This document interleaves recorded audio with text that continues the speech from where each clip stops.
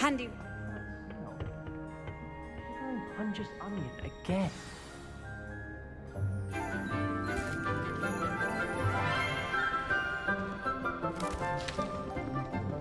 Good morning, Professor Garlic. How wonderful it is to see you again, Lenora dear. Oh, here. You'll need these for today's class. A little treat for your auntie. Ah, hello. Class, please welcome the newest rose in our garden. We do look forward to growing together. How thrilling it is to have everyone back together again. This year will be filled with enchantment and excitement, but the most important thing cultivated in herbology is knowledge. The prudent herbologist is no more afraid of the venomous tentacular than the bouncing bulb. Now then, today we will be acquainting ourselves with the mellifluous tuber known as the mandrake root. Accio. Let's see if we can't make our fibrous friends a bit more comfortable, shall we? First, let's protect our ears.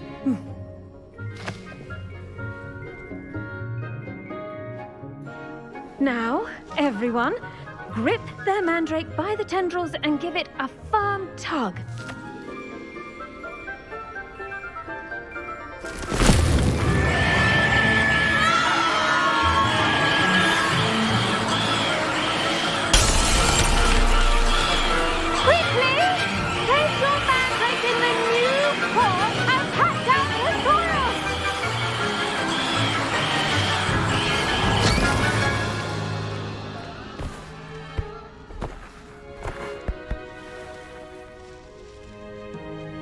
The soil should envelop the root like a warm, dirty blanket, putting the mandrake right at ease. Reparo! I'm very sorry about that. Yours was a bit mature, I'm afraid. All right then, off you go.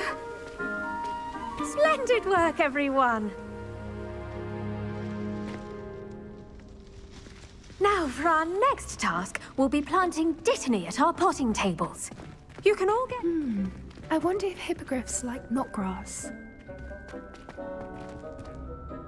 Yes, Professor. Firstly, well done with your mandrake. They can be rather difficult to get a grasp of. Actually, I enjoyed it. I couldn't help but catch your enthusiasm. How kind of you. It seems you're already taking to herbology like a mandrake to fresh soil. Now, as I mentioned, next we'll be planting dittany. Let us find you some seeds. I already have some, Professor. Picked them up in Hogsmeade. You visited the Magic Neep. Wonderful! A prepared student is bound to bloom. I've arranged for you to have your own potting table here in the classroom. Wasn't easy to spare one on such late notice. Plant the seeds there now, and you can return to harvest them later. Even with soil, sunlight, and a bit of magic, they will take time to grow. Let's see how to balance my star thistle arrangement. Miffler's fancy. Dittany's restorative properties make it a vital ingredient in the Wiggenweld potion, as you all should know from Professor Sharp's class.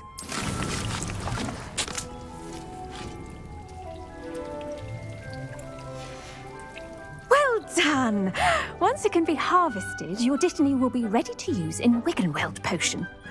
I'll let Professor Sharp tell you about that. Now, what say we branch out?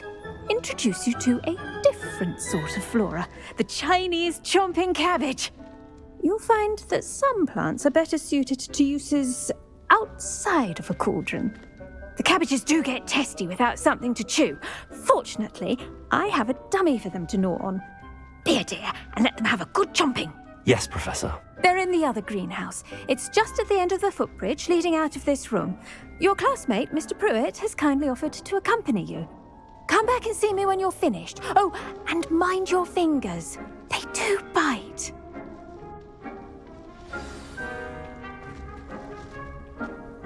Hello.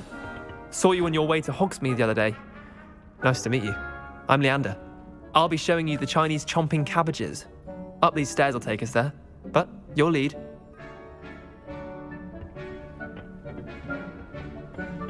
Nice work in Defense Against the Dark Arts, by the way. Excuse me? Your duel with Sebastian! And he's good. Thinks he's really good. But you outright slaughtered him. It was brilliant. Oh. Well, thank you. I nearly put Sebastian in his place myself. I mean, I would have, if Hecate hadn't. Here we are, home of the Chinese chomping cabbage. Go on, grab a few of those cabbages. Just, now, see that dummy? Just toss the cabbages at it, and they'll do the rest.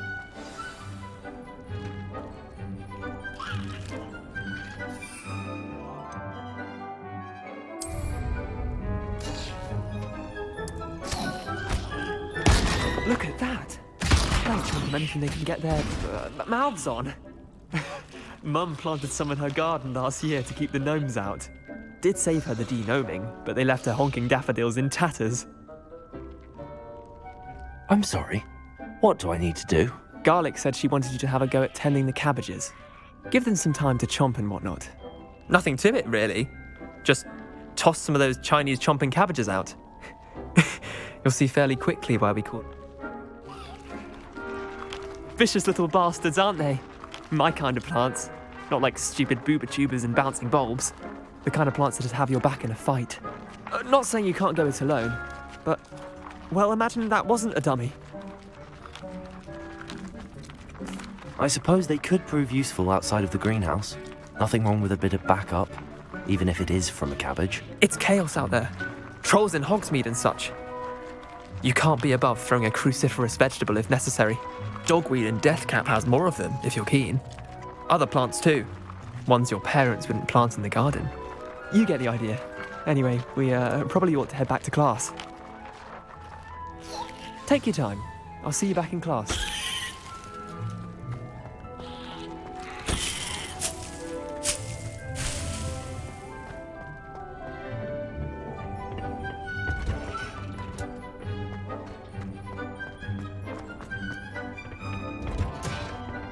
That helpful reminder as to why we should always wear our dragon hide gloves, I shall end our lesson here.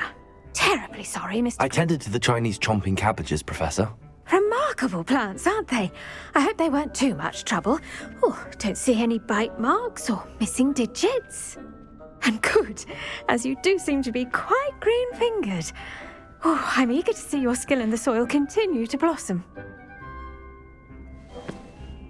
Magical plants have so much to offer. I'm eager to learn more. I'm glad. Herbology is a bounteous subject. Tend to your garden, and it will tend to you.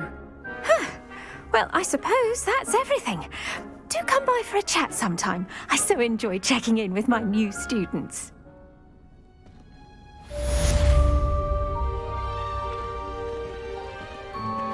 Those mandrakes are really relishing their new pots.